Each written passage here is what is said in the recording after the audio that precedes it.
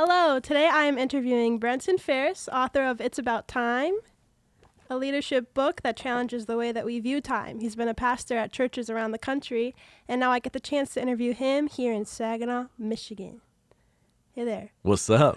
Are you ready for the first question? I'm super ready. This is going to be great. Okay, when did you know that you wanted to become an author? Yes, I have always wanted to write a book.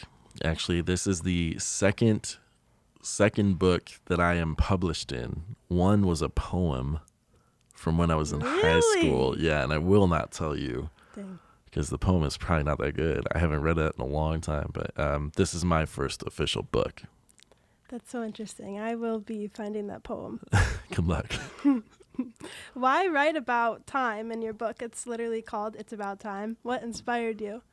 Yeah, so we had a tragedy happen in our family, and in that tragedy, time just became really, really precious to us. So processing my time and processing how I'm living and what changes you make, because at the end of the day, I say this, we all end up in a box. I mean, at the end of the day, no matter how smart you are, rich you are, poor you are, fun you are, it doesn't matter.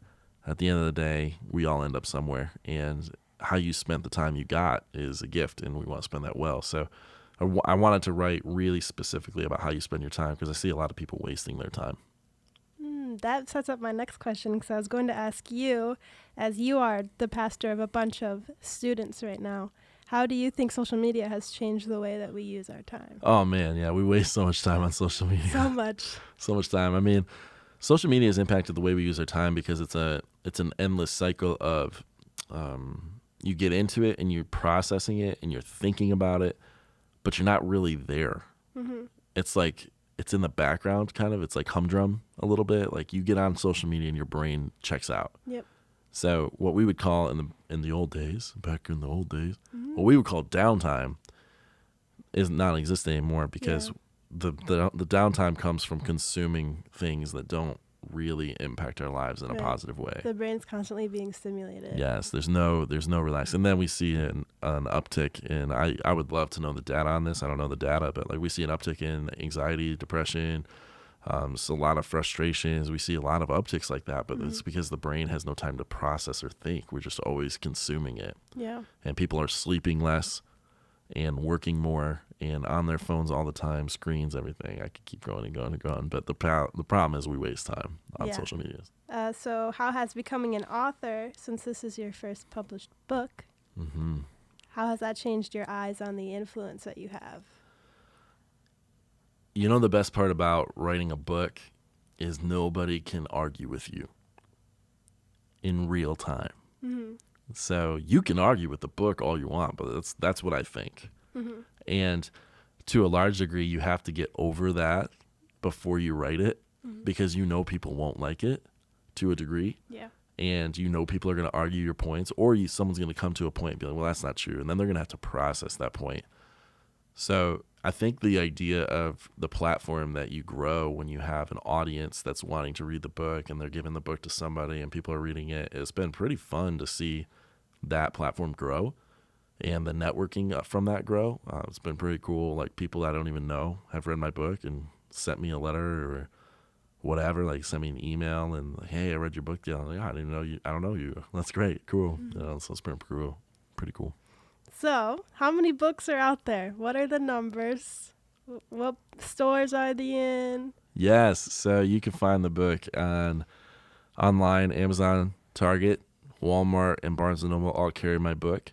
Barnes & Noble in stores, select stores, and it's over 50,000 spots around the country. So a lot of mom and pop shops, smaller bookstores order these through the distributor. I'm also in Australia and I'm also in Europe. So really? I am, yeah. That's so fun. The book's been everywhere. So I actually, when it first came out in the first 7 days, it hit a #1 bestseller on Amazon. That's crazy. So it hit in 2 different categories, which one of those was the time management category, which is a really hard one because calendars are in the category as well. So that's a bummer. Yeah, so like when people go buy those time management conversations and all those books, but it was #1 in time management and in sales. So it was pretty cool to see the impact and splash that was having. That's that was pretty insane. fun. For your first book too. Yes. First of many. You talk a lot about the importance of a daily schedule in this book. So my question is, what is your daily schedule? Yes, my daily schedule starts really early. I've got two beautiful boys that will not stop getting up super early. Mm-hmm. So I am actually like a slave to that time slave right now. I prefer to be up at 6 a.m. I'm getting up at like 4:50, 5 a.m. So I start really early. I get an early jump, kind of get up. I like to move into my day slowly. My daughter, she was recently born. Actually, this book tells a story of our tragedy that we were talking about. And my daughter had not yet been born when this book came out. Mm-hmm.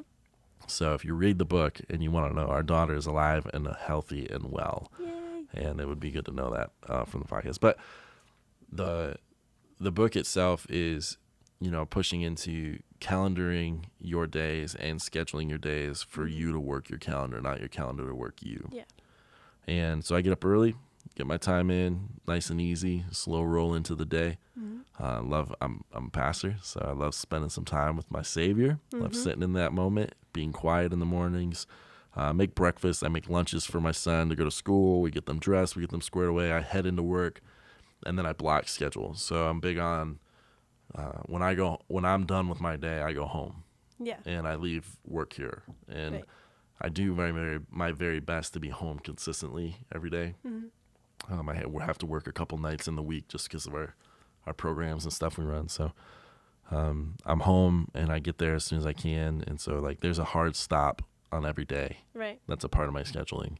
And that allows for, you get home, you're unplugged, you're not thinking about work, and you get to just rest with your family. And by rest, we wrestle. Yes. Yeah, so the wrestling match starts when I walk through the hall. It's All a whole right. thing. Like I got to stretch on my way home. It's crazy.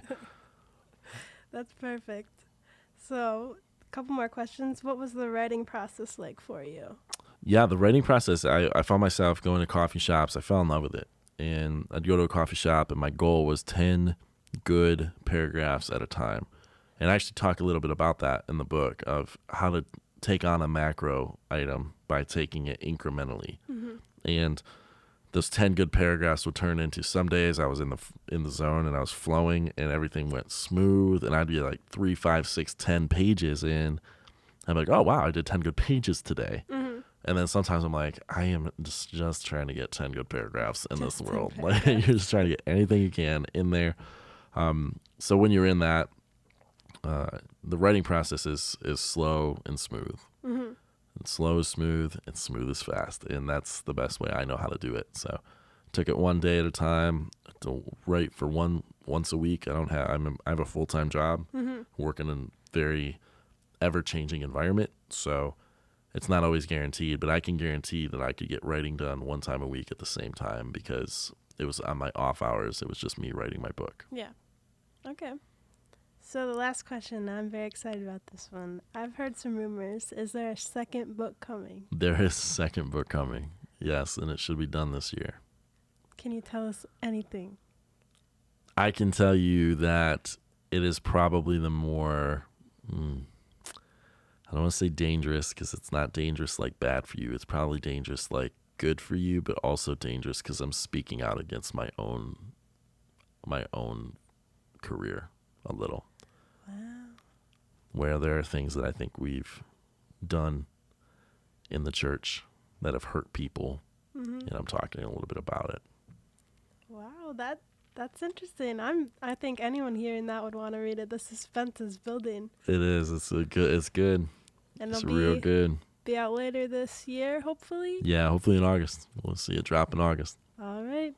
That's so exciting. Well, thank you for letting me interview you. I hope that everyone knows you a little bit better and picks up this book. He said it's on Amazon, so Yep, that's good. I think it's on sale right now, too. there you go. Got a sale. It's about time. Brenton Ferris, thanks again. Thank you.